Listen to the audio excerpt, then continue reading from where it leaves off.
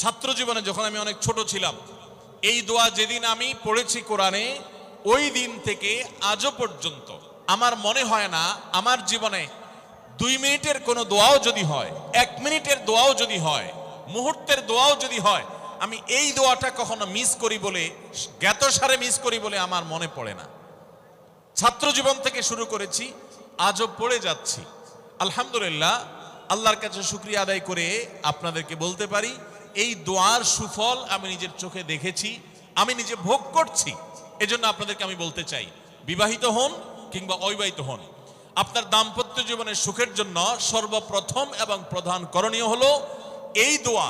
এর বাইরে আরো সাধারণভাবে আল্লাহ তাআলার কাছে দোয়া করতে থাকা, যেন আল্লাহ তাআলা আপনাকে এমন একজন জীবন সঙ্গী দেন।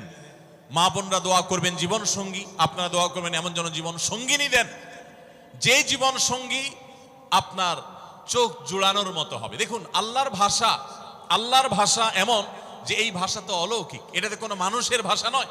দোয়ার ভাষ্য লক্ষ্য করেন, আল্লাহ শিক্ষা দিচ্ছেন আমাদেরকে, রব্বানা হাবলানা মিন আজওয়াজিনা ওয়া যুররিয়াতিনা কুররাতা আয়ুন।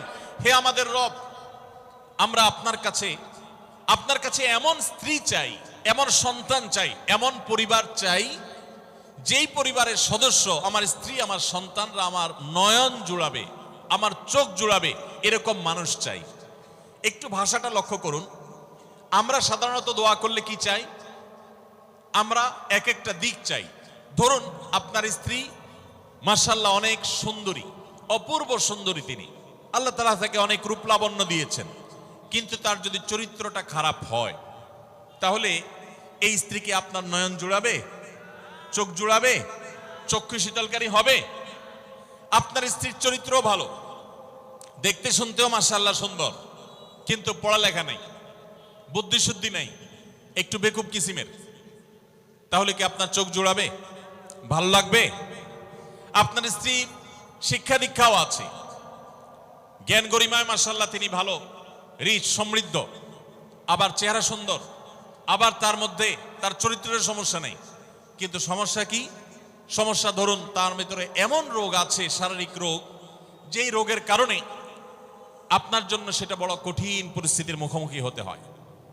ধরেন দুরারোগ্য কোনো ব্যাধি আছে, মরণ ব্যাধি আছে, এমন কোন রোগ আছে যেটার কারণে আপনাকেও সাফার করতে হয়, তাহলে এই স্ত্রী কি আপনার চোখ জুড়াবে? ঠিক একই কথা স্বামীর ক্ষেত্রে প্রযোজ্য, সন্তানের ক্ষেত্রে প্রযোজ্য। আল্লাহ তাআলা এমন একটা শব্দ শিক্ষা দিয়েছেন, দেখুন, আল্লাহর কাছে চাইতেও জানতে হয়। উল্টাপাল্টা দোয়া করলে দোয়া পূরণ হয়ে যাবে, কবুল হয়ে যাবে, কিন্তু আপনার কাজ হবে না। অনেক যুবক আছে আল্লাহর কাছে দোয়া করে, আল্লাহ বেশি না, 1,05,000 টাকা চাই। অনেক যুবক লিখে দেয় আমাদেরকে, হুজুর দোয়া করবেন বেশি না, আমি আল্লাহর কাছে 1,05,000 টাকা চাই। আল্লাহরে টার্গেট দিয়ে দিছি, কত লাগবে? 5 লাখ। কেন? একটা বাইক কিনবে, যুবক মানুষ, রাস্তাঘাটে বাইক ছাড়া চললে ভালো লাগে না, একটা ভালো সেট কিনবে, না হলে ফেসবুক স্ট্যাটাস ভালো করে দেওয়া যায় না, ছবি তুলে দেওয়া যায় না। সাইফুল্লাহ ভাই ছবি তুলে দিতে বলছেন না, মাহফিলের ছবি তোলা যায় না। আর কিছু টাকা দিয়ে ছোটখাটো একটা দোকান কিছু একটা করবে, বিয়ে শাদীর ব্যবস্থা করবে, বাস, বেশি কিছু চাই না। তো আল্লাহ তাআলা 5 লাখ টাকা ধরেন আপনাকে দিয়ে দিল, সাথে একটা রোগও দিয়ে দিল, ওই রোগে খরচ হবে 6 লাখ। তাহলে আপনার এই 5 লাখের কোনো মানে আছে?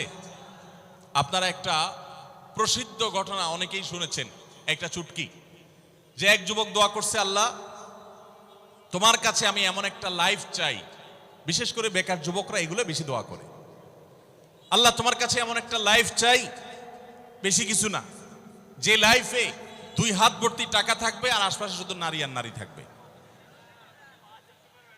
এরকম একটা লাইফ চাই। তো আল্লাহ তাআলা তার দোয়া কবুল করে ফেলছে। দোয়া কবুল করছেন কিভাবে?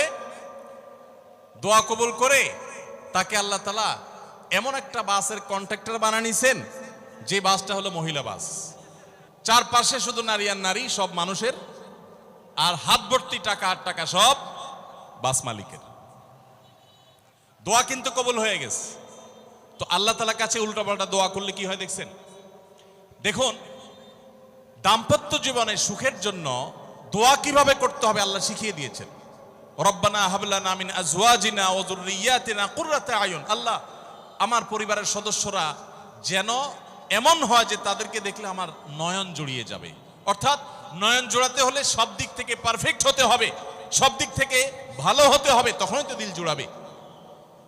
ওয়াজআলনা লিল মুত্তাকিনা ইমামা, আর আমাদের সবাইকে, গোটা পরিবারকে আপনি মুত্তাকিদের ইমাম বানায় দেন, সৎ মানুষ বানায় দেন। কারণ সৎ যদি না হয়, আল্লাহভীরু যদি না হয়, তাহলে কখনো তাদের মাধ্যমে আপনি সুখ শান্তি পেতে পারেন না। তাহলে প্রথম করণীয় দাম্পত্য জীবনের সুখের জন্য, সুখী দাম্পত্যের জন্য আল্লাহর কাছে দোয়া করতে থাকা। সূরা ফুরকানের ৭৪ নম্বর আয়াত, এর পাশাপাশি আরো যত আয়াত আছে, অথবা সাধারণভাবে আপনি আল্লাহর কাছে, আল্লাহ আমি ভালো সঙ্গী যেন পাই সেজন্য দোয়া করতে থাকবো। আল্লাহ আমাদেরকে তৌফিক দান করুন।